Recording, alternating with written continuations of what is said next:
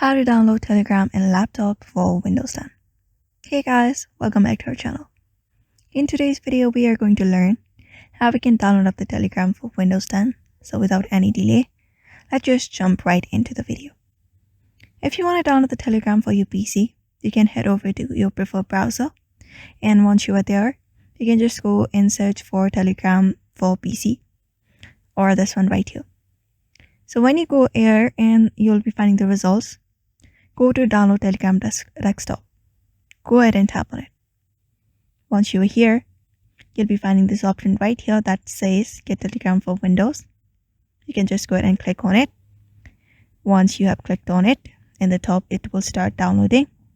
So once the download is complete, you can just go ahead and wait for it to be completed and install it.